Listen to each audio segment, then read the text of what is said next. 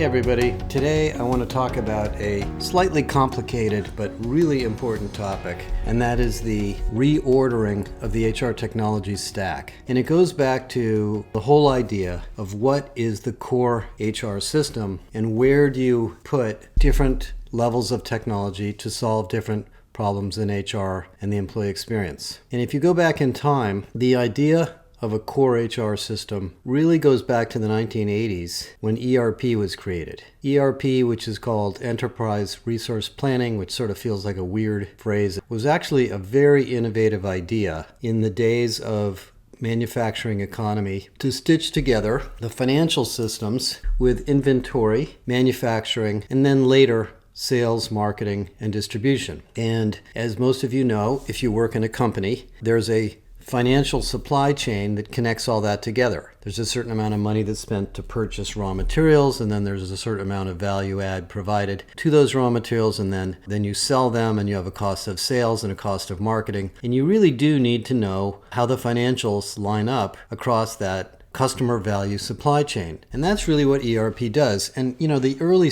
companies in that space, many of them were acquired, included SAP, which really did the most magnificent job of this. And then SAP was successful enough to build ERP systems by industry. So you can buy an SAP system for oil and gas, an SAP system for telecommunications, for manufacturing, for retail. And it's designed to manage that entire process end to end, give you financial insights into where it's strong and weak, allow you to do cost accounting, balance inventory, all sorts of really, really important things. And HR was really not part of that. But in the 1990s, a company by the name of PeopleSoft, founded by the same people that really founded Workday, decided that they would do that. So they built an entire ERP-like system for HR. And of course, HR has its own complexities. It requires global payroll and compliance processing and organizational structure and job titles and job descriptions and job competencies and career planning and all sorts of weird things like performance management and succession management that had nothing to do with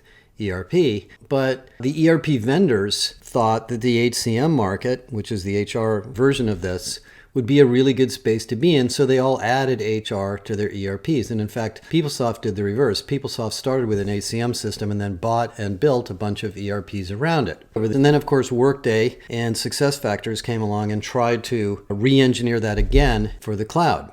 But it hasn't gone extremely well in some sense. Let me talk about the reason, then I'll explain what's going on. The reason is human beings are not static assets like raw materials. Human beings grow over time. They get smarter, they develop new skills, they move from role to role. So if you treat a human being like a physical asset in the software and the system, you're really not getting that valuable a piece of information.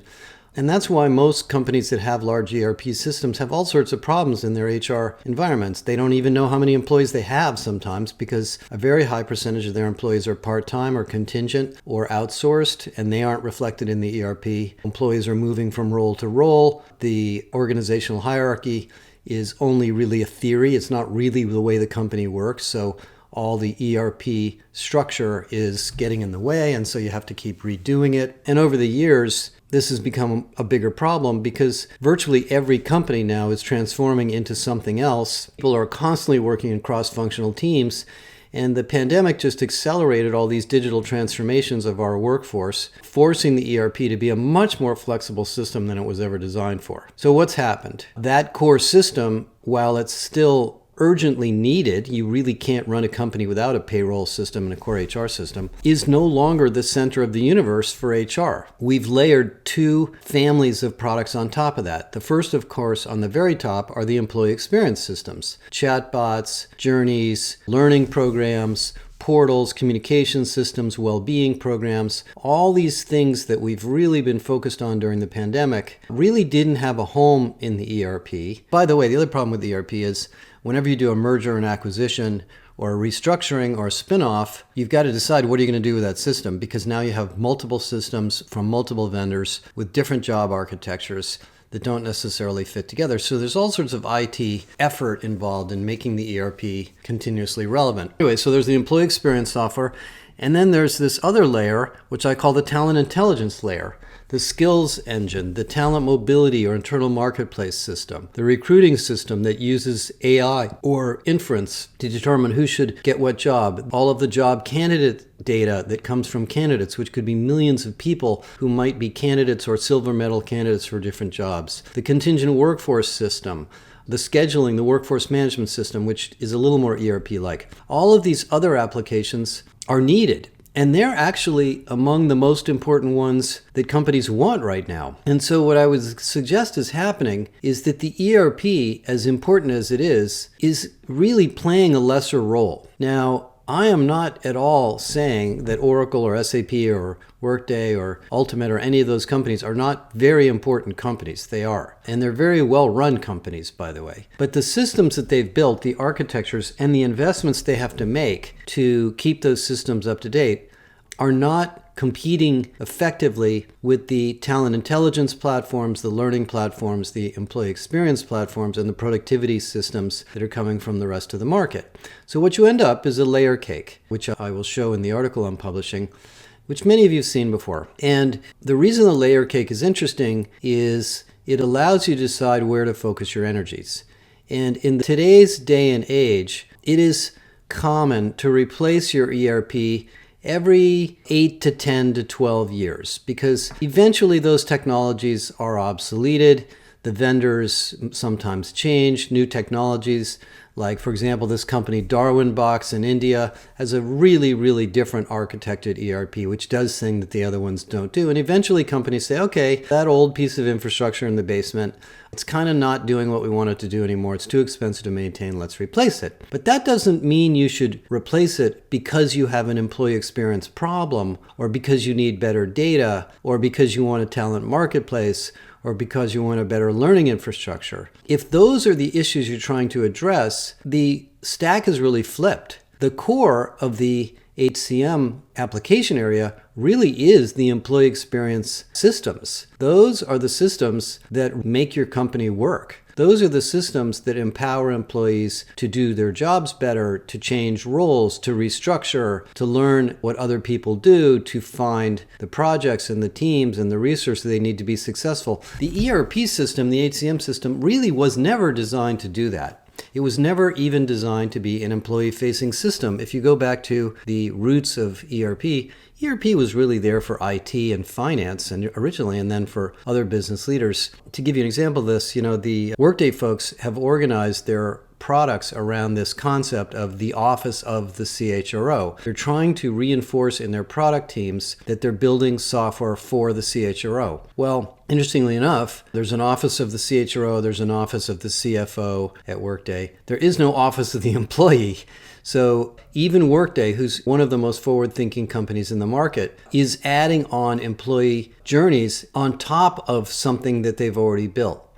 So what do we find? In most of the big companies we talk to, the number one reason they want to replace or complement their tech is because they want to build an internal mobility system. They want to improve employee engagement. They want to give deskless workers or remote workers an integrated employee experience.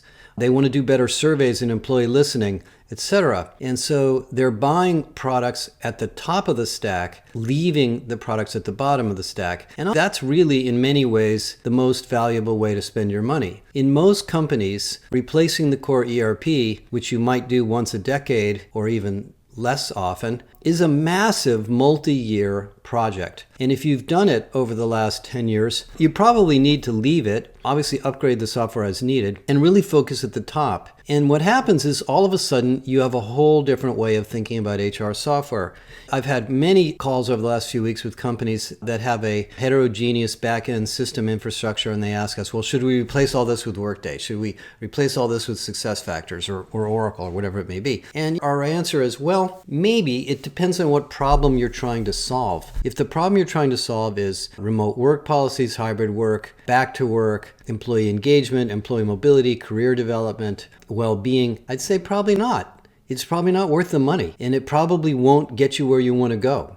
And so in a sense, the new core is the employee experience and the talent intelligence applications. Now, let me give you a couple quick examples. One of the companies we talked to the last couple of weeks is a large food service and retail restaurant type of company. And they have 14 or 15 or more payroll systems around the world. Most of them are on Oracle. I think some of them are probably on other systems. And they have a lot of employees that are part-time. Most of them don't have computers. And they want an integrated employee experience system for all sorts of important things like communications, pay, overtime policies, compliance, back to work, remote work, career, etc., as well as lots and lots and lots of training. Well, those back-end systems are not really participating too much in that. So they came to us and said, well, maybe it's time for us to replace all our core systems. And if we got a new ERP, we could do all this new stuff. And we basically said, no, we don't think that's the right answer. You could buy an employee experience platform. You probably already have one, and build from the top down. And then if you need integrated data, there's lots of ways to integrate data from heterogeneous systems that don't require you to replace them all.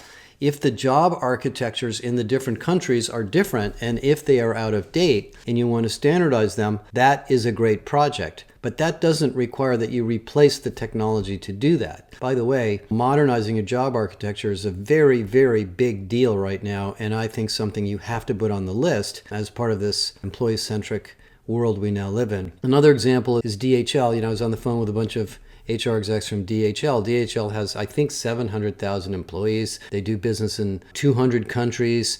I can't imagine what the payroll and compliance infrastructure looks like underneath all that.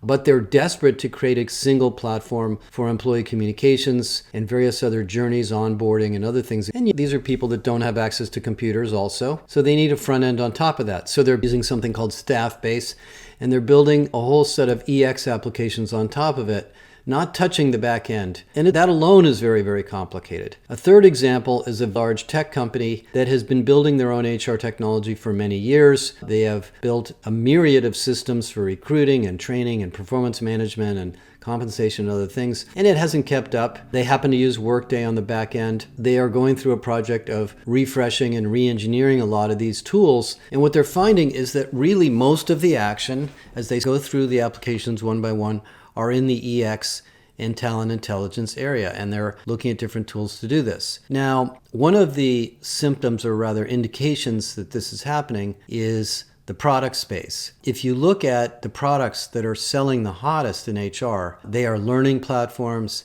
they are employee experience platforms, they are platforms and tools for well-being, platforms and tools for employee listening and feedback and surveys. These are really hot. They're much less expensive to buy than replacing the ERP. ServiceNow, for example, is twice the market cap of Workday, which is sort of astounding if you think about it. Workday and ServiceNow are both very well run, very successful software companies with very good engineering and product management teams. The reason ServiceNow is so much bigger is it's in a faster growing market. So going back to my history of working at IBM in the old days, what we used to say back then and when I was in the database industry is legacy systems are systems that work.